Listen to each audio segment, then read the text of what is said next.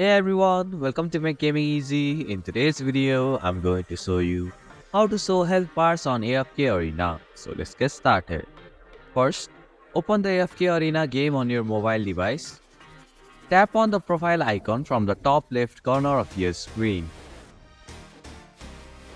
Now tap on the settings option. Here in the battle settings section, you can find the health bars option. Tap on the toggle switch right in front of it. Once the toggle switched on screen, health bars will now be displayed during battles. And this is how you can show health bars on AFK Arena.